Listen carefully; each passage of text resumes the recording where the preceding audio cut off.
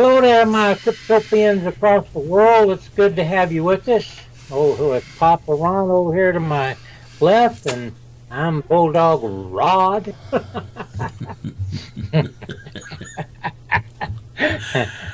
And we're back with Rod's favorite topic, XRP. Oh, XRP. That's a good one. Well, before we start this show, Ron, tell me what's happening. I mean, it's down in St. George. Well, in our last video, I kind of talked about how I was gone doing that parade of homes with my girls and stuff. But, you know, we filmed several little 30-second clips and 15-second things of really some unique stuff. But and after I got back, I thought, you know, I'm not going to bore these people with all that. But I am going to show one. And it's just it's about 40 seconds, I think. If you want to skip it, folks, zip ahead. I don't care. But it's of one of the backyards. And this isn't like the best one. This is typical of what we saw down there, where they have the whole backside of the house, not the whole backside, but the living area. They have these huge glass doors that slide open so you can bring the outside in. It's not like a typical sliding glass door that we're all used to. No. These puppies open up sometimes 20, 30 feet worth of space. Oh, wow. Yeah, it's huge. So this little clip, and anyway, we'll play it right now. Here's the outdoor fire pit with a little seating area. You can see, you gotta move slower. You see the hot tub in the pool, and look at how the water just goes right to the edge there. We have 2 putting greens, wall of glass on the house. And then we're going over to another fire pit. The kitchen opens up to the outside. I mean, this is amazing. Okay, here you got seats in the pool that go up to that bar. You have a mister. The mister puts a mist out on hot days to cool you off. Got another fire pit there. More misters over there with a standing bar, putting green, and we're still walking. Is it still going? Yeah. We're still walking over to the kitchen area. And in the middle of this table has another fire within those crystals.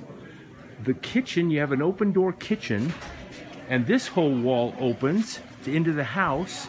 Well, maybe not. Tell you. Probably just, yeah. I tell you. I wonder if it's for sale for Bitcoin, baby. Ooh, that's cool. I wish I could afford something like that. Okay, folks, let's move on. the wonderful world of what do they call it? Not make believe, but special effects. Special effects. Special effects. And Rod's right on top of it, baby. He didn't see a thing that we just viewed, but he. Oh, you're too funny, Rod. I know. Well, folks, let's get moving on this. And I know we've probably been boring everybody with Ripple and XRP stuff, but there is a lot going on with that company lately. Yes, it is. I'm surprised. And this article, the title of it doesn't really jump off the page, but as you get reading through it, there's some discoveries in this that are pretty profound, I think. Of course, this is all just our opinion. This is how we took the article, and you'll just have to. You might get a totally different thing out of it. We'll put it in the description box and let you read it. But Ripple Paper pledges new support for 40 billion XRP. Ooh. And this article goes through, and what they're talking about, Rod, is that they're rewriting two white papers. Back in 2015, I think it was 2014 or 15, they had some original white papers, and evidently they weren't as solidified and concrete in their plan of attack for XRP than they should have been. So they wanted to go back and re-tighten things up.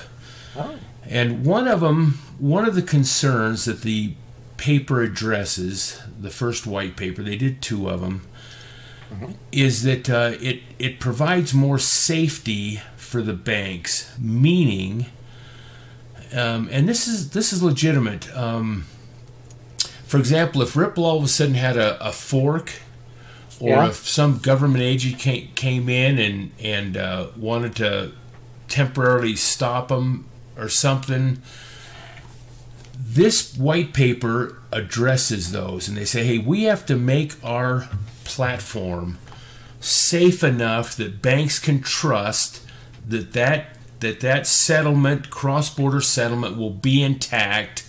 I don't want to say no matter what, but if any of these hypothetical circumstances happen, we want it safe for the bank. We want the bank to know that if there is a fork, it's not going to stop them from doing business. It's not going to put a hamper on anything. And so they went through, and this is the white paper similar to what the goals they're trying to achieve with the platform, where they're headed with it. And so that was the first one. And both of them kind of deal with safety. But the second paper, and the links are right here, so you can actually read them if you want, is that they want all the nodes, all the blocks, the transactions to be more verifiable. And we know that blockchain is pretty open source, and the transactions are going to be there, but they want them more secure and available to the banks on both ends. They just felt they needed to tighten this system up enough to make it more attractive to the banks. And the first part of this article kind of, let me go back to that, Rod, and it says right here, here's the article, folks. And this article just came out yesterday. Oh,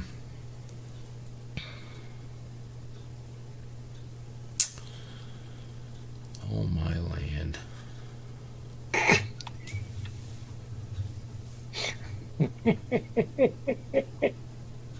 Okay, I found it.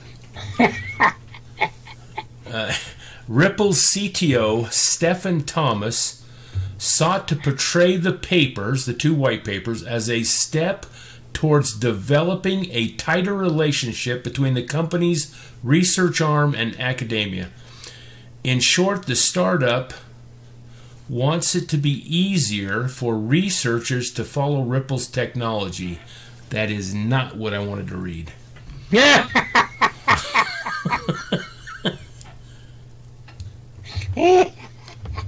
We love making mistakes here.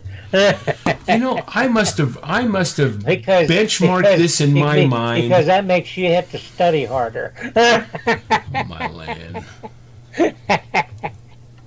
Talking about all our cryptopians, they'll have to study harder.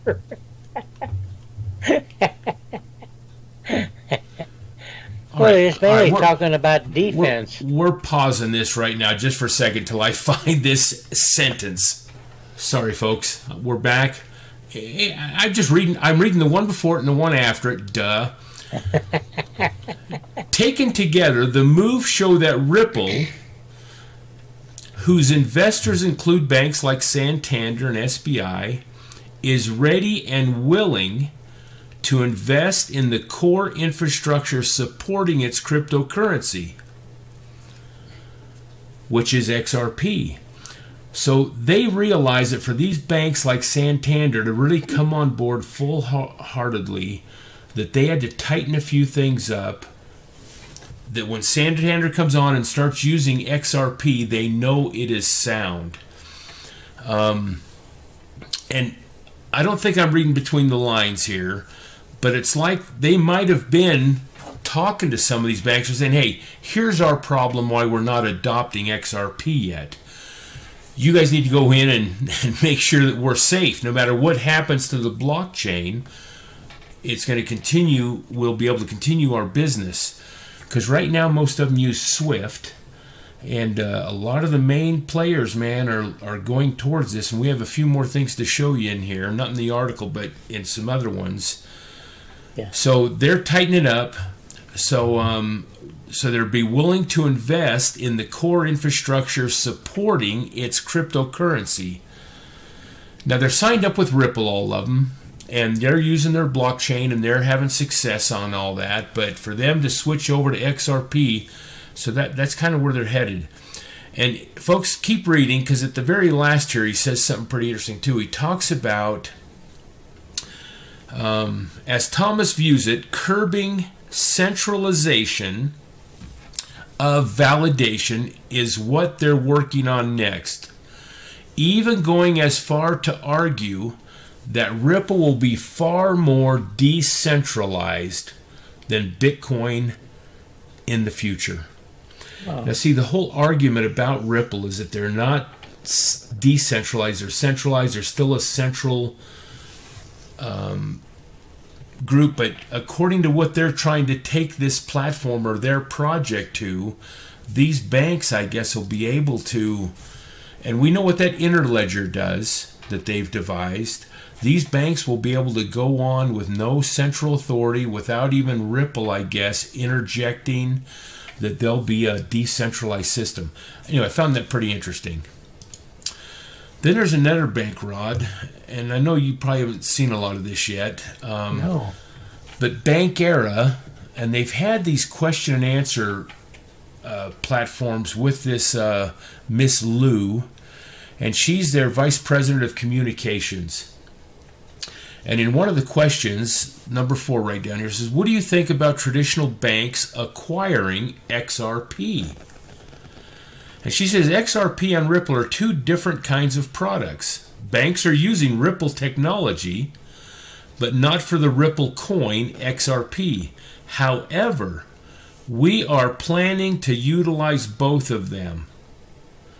And we think that Ripple is one of the best applications of blockchain technology. So she's their communication. She's the front person. She's the one that represents that Bankera. And she already, I mean, that was pretty profound. She says, hey, we're already planning to use it. We're just it's just going to take us a little time, I guess. So I thought that was actually very cool that things are headed that way. Just like we've been saying in the last few videos, as we've been trying to decipher between the lines, Yeah. that these banks are just standing on the sidelines waiting. They are. And I'm going to go, before you go, she's got a pretty smile. Yeah, she's a beautiful gal. Yeah. I don't know what country that Bankera is in. I don't either. I'm going there. Yeah. Gonna check out what's in the convalescent homes or what? Might as well. You're funny. Okay, a couple more things, folks. We'll wrap this up. But here's another article that just came out, too. And this is the February 20th, so yesterday also. Blockchain technology is taking the financial world by storm.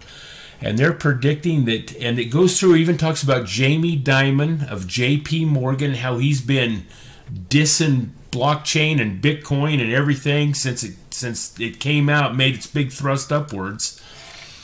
They're saying in here that even though these banks are talking smack all the time, that they are really looking at instituting blockchain technology because they see how much quicker it is for cross-border payments, how much cheaper it is, and so on.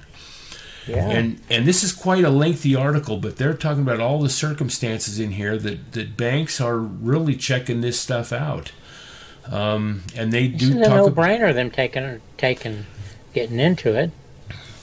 No, I agree. But guys like Jamie Dimon, I think they got to talk smack all the time because it kind of, you know, the fiat currency and these bankers have been in control of the world all this time. They're maybe a little nervous where all this blockchain technology and coins like Ripple or tokens and Bitcoin, where it's headed. I mean, maybe they kind of see that we got to get up to speed on this stuff. Or the other countries are going to outdo them. Well, yeah, I just read yesterday too how Venezuela started their token called Petro. Yeah. And they're actually dumping the U.S. dollar in favor of this petroleum-backed petro token backed by the government. So they're saying government? The Venezuela government? Yeah, because we have those sanctions on them right now. Yeah, we do. And they're saying kind of up yours, baby. Yeah, we're gonna get crypto, man. So I guess a lot of these they're having all the places that are taking U.S. dollars turn them in for this petro coin that's backed by petroleum. And once they get all these dollars collected, I'm not sure what they're going to do with them, but if they dump them on the market, Rod, that could, it might not make an effect at all compared to what the rest of the world has.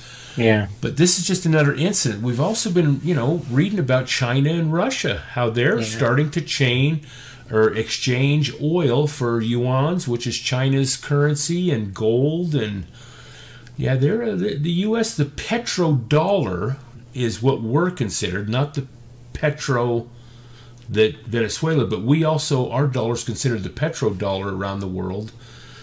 And we won't get into this topic, but it's kind of interesting how things are happening to maybe unseat us as a world domination financial gurus that we think we are. Yeah, it's headed that way. Yep.